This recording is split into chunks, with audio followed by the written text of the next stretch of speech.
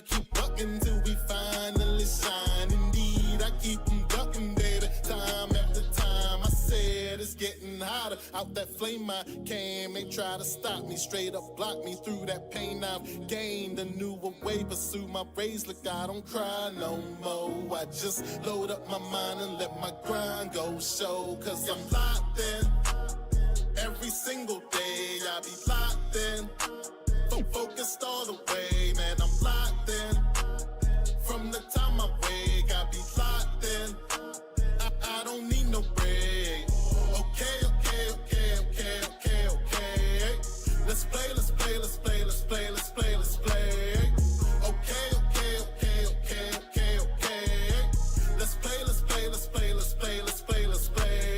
Sorry, ain't no conforming. They'll know when I come for them. They don't know what I'm forming. They get low while I'm soaring. Ain't nothing about abnormal. No, he abnormal. Bad for you, ask for who doubts I shout. I'm asked for you. No debate, I flow grade 8. Luckily, they with me now. Sit back, watch a procreate. I spit raps that'll go through hate. Stay focused on your biz and don't you ever focus. Stay focused on your biz and don't you ever focus. I'm locked in. Every single day I be locked in. Focused all the way, man, I'm locked in. From the time I wake, I be locked in. I don't need no break. Okay. Let's play. Okay.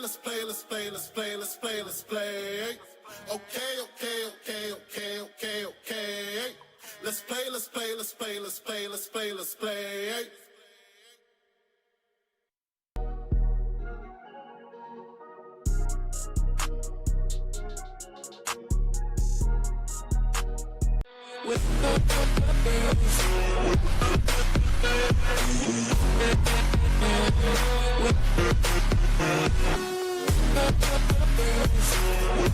Check. What's good, y'all? Welcome back to Sip the Tally Films. I'm your host, Coach Evans, and today we're gonna go through some numbers, some news, some notes, and some things that I picked up on today that I want to share with you guys. So I appreciate all you guys for coming back. You could have been anywhere in the world, but you chose to be here with me. Normally we do that at the end, but we're gonna do that at the beginning of the day so I can salute you guys. Also, I want to say thank you to everybody that watched those two vids I popped out yesterday.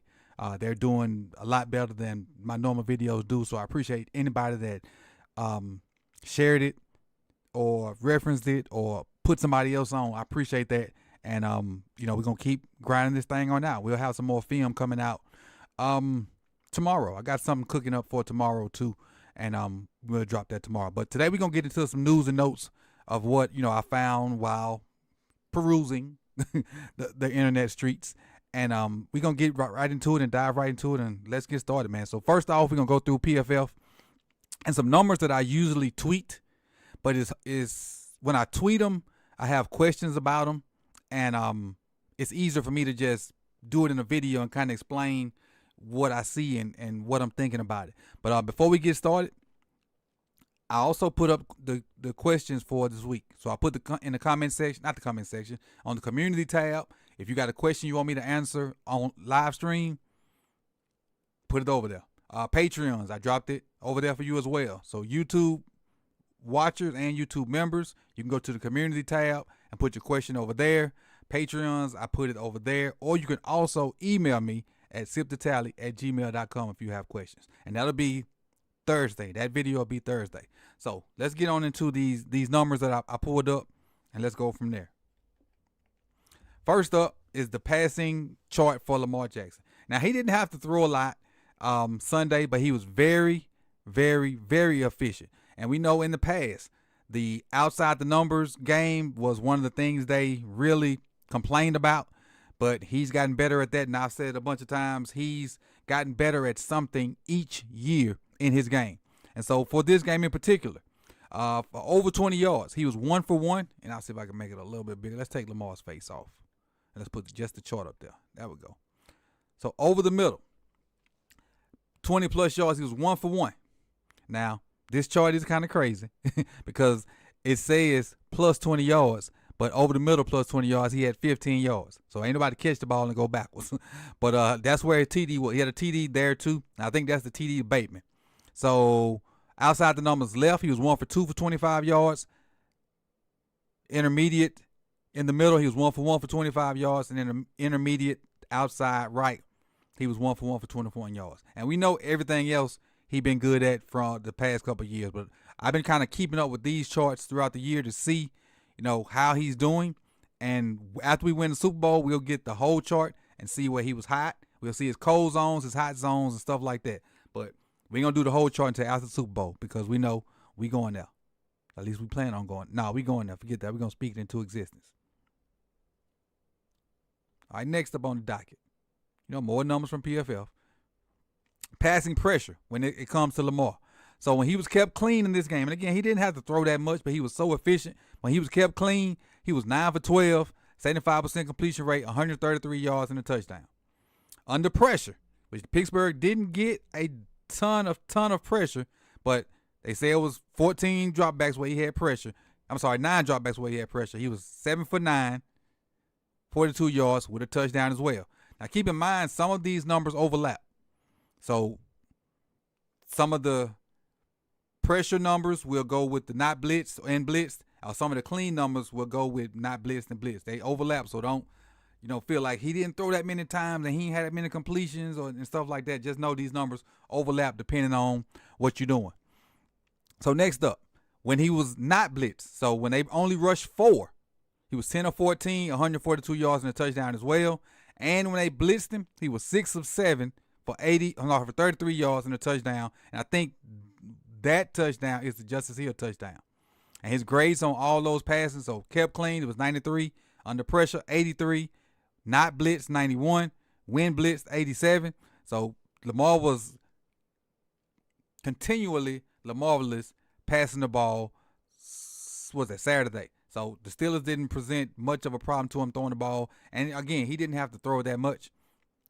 We did what we did. He was 16 for 21, 175 yards, 2 touchdowns, 8.3 yards per carry. Next one, passing concepts. And it involves play action and no play action. And I really don't put too much into the screen thing. I really just look at play action and no play action. So when he had play action, he only had 2 attempts of play action, which I felt like probably should have been more, but I guess we didn't really need it because we ran it so well. But he was 1 for 2 on play action for 9 yards. No play action, 15 for 19, 78.9% completion percentage, 166 yards, 2 touchdowns. So those are straight dropbacks with no play action in it. Straight dropbacks. Again, continual excellence from our quarterback. All right, passing depth. Again, folks complain saying, hey, Lamar can't throw it deep. He can't throw it deep outside the numbers. He just can't drive the ball down the field. He's a over the middle of the field, intermediate, short thrower. It's not the case anymore. But he didn't have to go deep this time because we ran the ball so well. On his deep balls, he was 1 for 1, 15 yards. And again, I don't understand why that constitutes as a deep ball because it's 15 yards. Well, okay, I do know why. I know why they got that in the deep category. Because Bateman was in the back of the end zone when he caught it. So you can't calculate those 10 yards for the end zone. That's why this is in deep. That's why that 1 for 1 is in deep. Because you can't calculate those extra yards in the end zone. So now I do understand why they got it in deep mode. And that was Bateman's touchdown.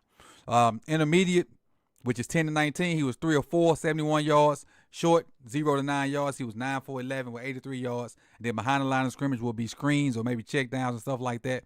He was 3 for 3. Extremely efficient. And if he can keep that efficiency up, it's going to be trouble on some folks coming up. All right, now we're going to Isaiah Likely. Isaiah Likely had a day. And not just receiving the ball, but he had a day. And so let's look at, the people that tried to defend him and what happened. Versus Pat Queen, he had 1 target, but he didn't catch the ball. Versus Elan Roberts, he was 1 for 1. He caught that one. And then versus Cam Sutton, who the guy who he just, I don't want to curse. The guy he just B-worded all game, he was 2 for 2.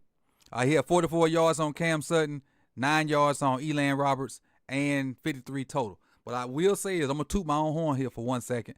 Before the game, I was asked who did I think was going to step up in the passing game with Zay being out. I picked Likely.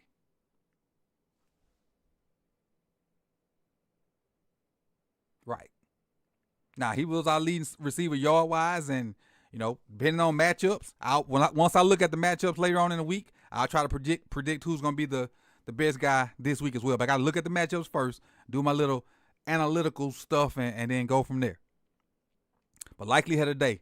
And the reason I say Likely had a day is he had a block on Cam Sutton, and then I didn't realize that stiff arm was Cam Sutton as well. So Cam Sutton should, and I know he on his way to Cancun, but he definitely should stop by the ice tub first before he go to Cancun. Let's go next. All right, this is the run game for Derrick Henry, and it's directional run game for Derrick Henry. So again, left end meaning he went way to the left. Right end means he went way to the right. Left tackle means he went right off of Ronnie Stanley. Right tackle means he would go right off of Roger Rosengarten. Left guard, he's in that B gap sort of seat. Right guard is in the other B gap.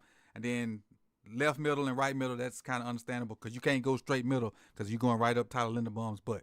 So looking at it, most of Derrick Henry's yards, let me do a little math, 113 of his yards came off the left side. 113 of his 86 came off from the left tackle and out. Now, he still had a couple runs on the left side, which added another 11 yards to that. But for the most part, the big runs came to the left side. So I know the Bills are going to look at that, and they're going to try to take away that left side from us. But we just got to counter them, and now we're going to have to depend on Roger Rosengarten and Daniel Farlele to do their thing on that side so we can go to the right side now. Whatever you got to scheme up, Todd, do it. Because, again, NFL coaches, they pay professionals. If I see stuff, I know they done seen it 2-3 weeks before I saw it. So that you look at this stat sheet and you see, all that big runs went to the left. We got to make sure we got the people we need on that left side. So now we just got to, as a counter, we have to. And I ain't saying don't run it on the left, because we got to test their oil first to see if they can stop it. Because it's one thing to know where we're going. It's another thing to stop it. Like the thing they tweeted out today with Kolar say, everybody and their mama know we running it, and we still running it. To the tune of 300 yards. I know the stat sheet say 199, but that darn Neal made us go back to 299. That Neal made us go back to 299. We had 300, and that 300 sounded a lot better than 299, even though it's only 1 yard. So, Todd, just have your counters ready, and I don't mean actually the play counter, the counter to what they do if they try to overload that left side and make us either hit the middle or go backside. But it depends on their personnel and who they got up front and whatnot. The only person I can think of right now that they got up front off the top of my head is Oliver. And they got on the edge, they got Von Miller. And I don't know who the other. I know the backup edge, because the backup edge is from the school I work at. But he barely plays. I think he's just a special teamer. But other than that, Qatar had your counters ready. Let's keep rolling. Pass blocking.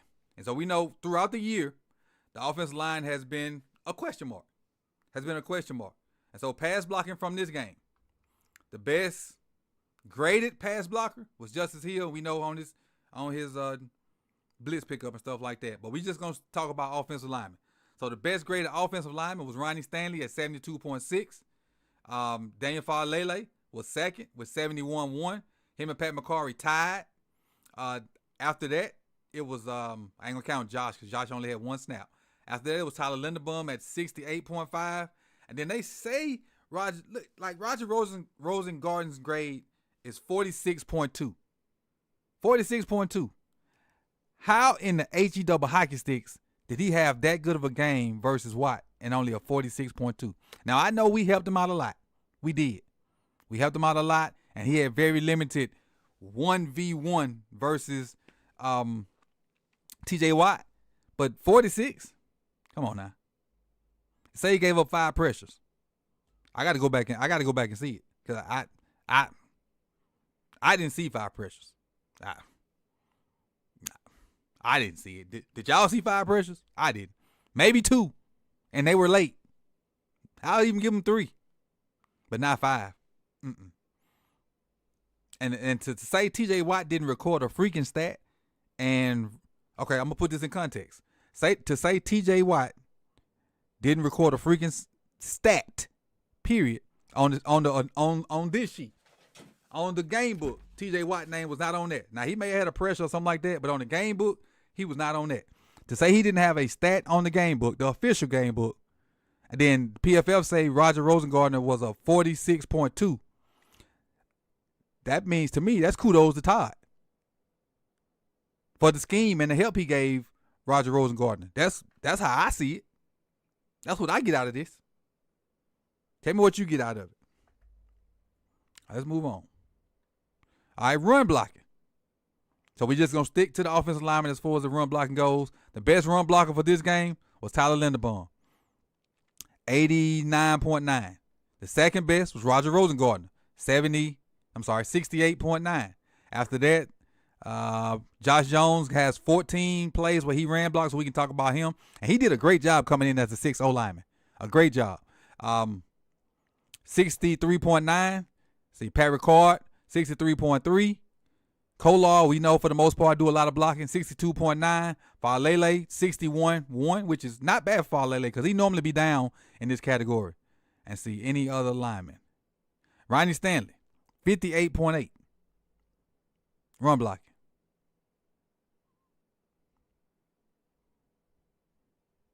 Yeah, Ben Cleveland down there for one play at left tackle. I got to go find that. I don't remember that unless it was late in the game. But, yeah, Linderbaum and Roger Rosengartner were our best blockers, and Linderbaum by far was like 21 points better than Roger Rosengartner. And the reason I say that, because when you come over here, and I don't know if you can see it. Let me see if I can make it a little bigger. Look at the different runs. Zone versus gap at the top. 29 zone runs, 12 gap runs. Do we know who the specialist is in zone? Tyler Linderbaum. Tyler Linderbaum is a zone blocking specialist. And because we ran that much more zone than gap, even on his zone runs, look, Tyler Linderbaum's over 90. In his zone runs, he's over 90. Roger Rosengartner is 79 in the zone runs. Let me go find the other linemen, the other starters, and see where they at when it compares to the zone. All right. Daniel Falele is 62 for zone, 59 for gap. Who else? Ronnie Stanley. Yep, Ronnie Stanley backwards. So Ronnie Stanley don't prove my point. Ronnie Stanley blew my point up. And then who I'm missing? Makari. Where's Makari? There he is. Makari blew it up too. Never mind. Forget my point then. Ronnie, and the left side is terrible in zone and better in gap. So maybe that's because they blocking down and we pulling. Yeah, they do. Now that I think about it, they are blocking down because Falele is pulling a lot more. On those powers and counters, Falele is pulling a lot more. So that may explain that right there. That definitely explains that, because when we get in situations where we have to run power, Falele, for the most part, is the one pulling. For the most part, we run power to the left side. So that kind of explains that. But still, zone blocking, I think, is our key. And like Cole said it a while ago, use the zone as your jab and use the gap and all that different stuff as your hook or your right hook or your whatever your power punch is. Cole said that a couple weeks ago. All right, let's keep it rolling. Pass rush grades. We're going to go to the defensive side for a minute. So, total pressures. Owe had 5. Malik had 1. Oh, did y'all see Malik blow the running back up again? Man, that dude right there. And then Matabike had 2. Chris Board had, no, it's not. Calvin Noah had 1. Tavis Robinson had 1. And Big Zah had 3. If you don't know who Big Zah is, ask somebody in the chat. They'll tell you. But as far as the actual grades, Owe was the best pass rusher this game, 78.3. Michael Pierce, 68.2, but he didn't have very many snaps at it. Let's just kind of stick with the guys that had a bunch of pass rush snaps. Matabike, 62. Calvin Noah, 59. Tavis Robinson, he had 12. He had a 52. And then Travis Jones had 23 pass rush snaps, and he had a 48. Now, again, some of these numbers be wonky. They be real wonky, because if you look down here with Travis Jones, he was graded out at a 48.8, 48.4. But he had 3 pressures. He had the second most pressures, but the worst grade. So, like I said, some of these numbers are wonky, but they do serve a purpose. All right, now some of y'all might see this true pass set and wondering what this is. So what true pass set is, meaning it's not an RPO, there's no play action, it's just straight hike, get my 3-step drop, hike, or get my 5-step drop, or whatever the drop is. That's what true pass set is. So they got a total category, then they have a true pass set category to kind of give you a better indication of who's really winning on regular dropbacks and not getting fooled by play action or RPOs and stuff like that. So the true pass set numbers are like straight old school, straight drop back. Take the snap, drop back, no faking or nothing like that. That's what true pass set is. All right, and defensive run grades, the best defensive run player according to PFF was Broderick Washington, but he only had 5 snaps. And then none of these guys had more double-digit snaps versus the run. I guess because they got to the point where they were so far behind, they just kept kind of trying to chunk it up. But the best one was Broderick Washington. Then you have Malik. Malik's always been good versus the run. It's the pass that kills Malik. Brandon Stevens. And we saw Brandon Stevens go in there and create that fumble. He's going to have to tackle this week for sure. He definitely going to have to tackle this week. Then you got Roquan coming in at 4th, Calvin Noah at 5th, Travis Jones at 6th. Actually got Nate Wiggins at 7. We got the YN at 7. So, Numday Matabike, Marlon Humphreys round out the top 10. Marlon at 8, Numday at 9, and Chris Board is tied with Numday at 9. As far as stops is the big defensive stat. Broderick Washington had one, and when you get a stop, when you record a stop, that means you have a huge hand in stopping any success of that play going on. So Broderick Washington got 1, Roquan had 1, Van Noah had 1, Matabike had 1, and Ardarius Washington had 1. And Ardarius making plays all game long. Like, he find a way to make a big play every game. Since he's been inserted, like, soon as he got inserted into the lineup, he had a pick versus Cleveland, if I'm not mistaken. All right, coverage grades.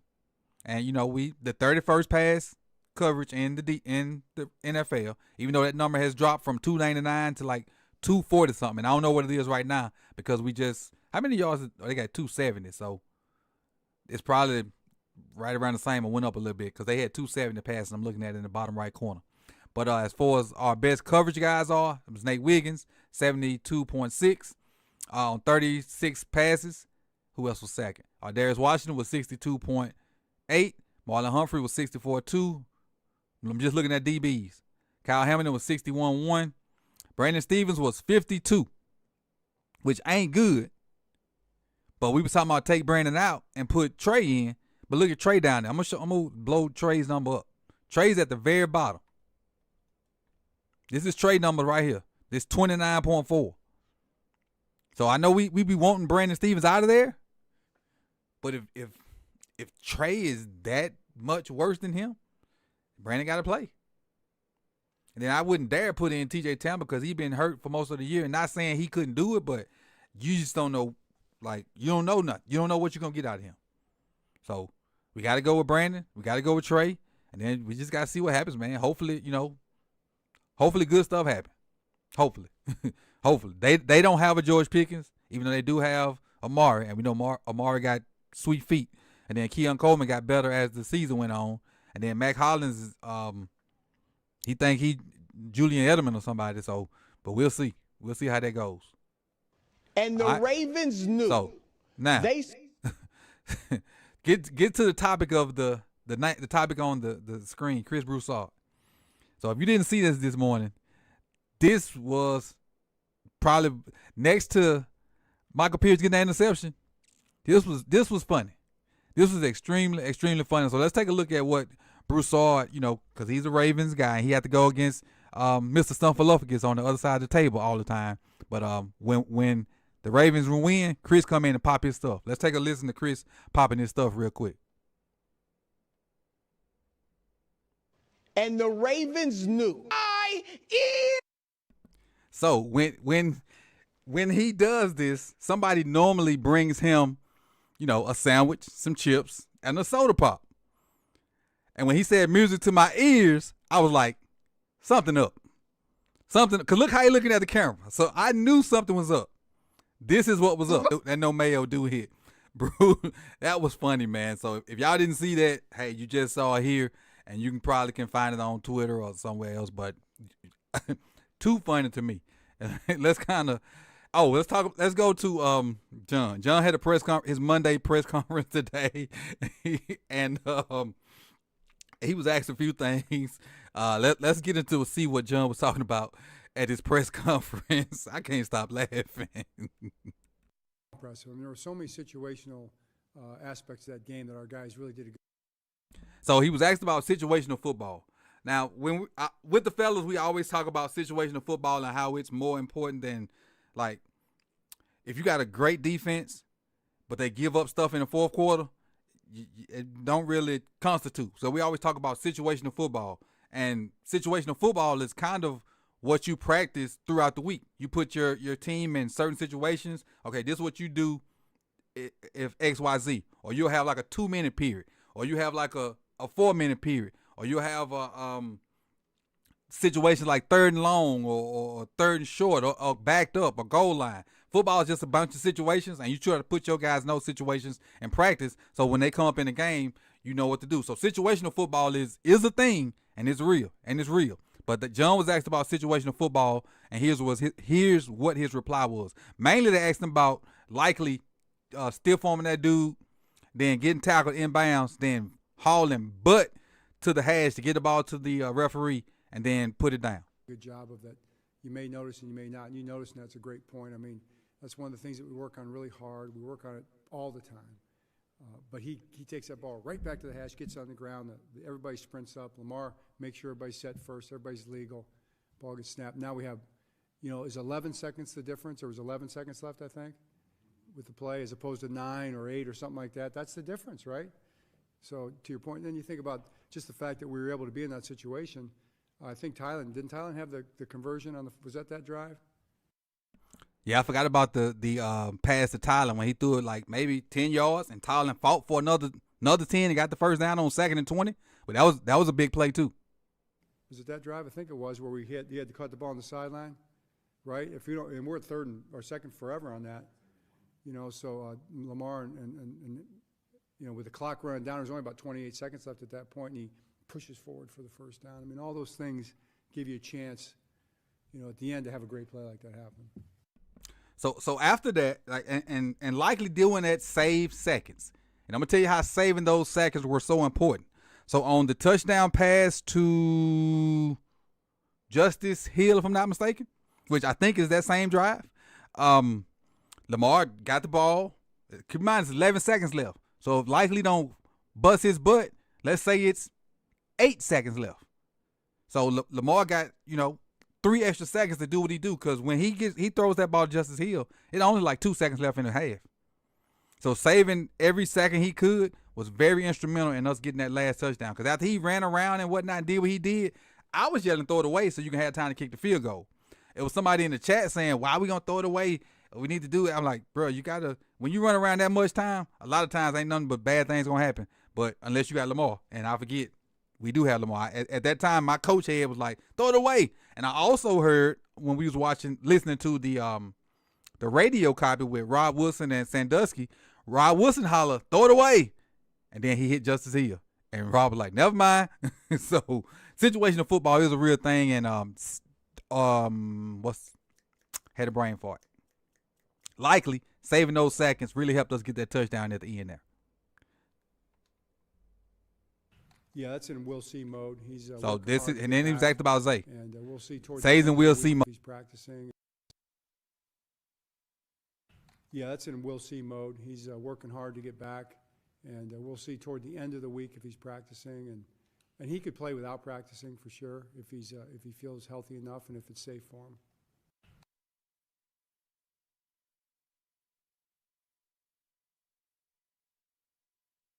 I know John's part is kind of low, but what he was saying is Flowers is in we'll see mode. And he also said that he can practice and still play. He can practice and still play. And with NFLers, especially guys that have proven their worth, you can do that because health is the most important thing. And so if he need extra days to get healthy, the good thing is the time of the game. That's the good thing because it's late. It's actually the last playoff game of the week. So he got till Sunday at probably by 2 or 3 to do as much treatment as he can to see if he can play. Which leads me to my last little slide. The game is Sunday, January 19th, 6:30 p.m. So what I'm going to say to you is, all you that's watching now, make sure you're here. If you're not at the game, make sure you're here watching it with us Sunday night or afternoon or whatever you want. It'll be nighttime because the sun will be down at 6:30.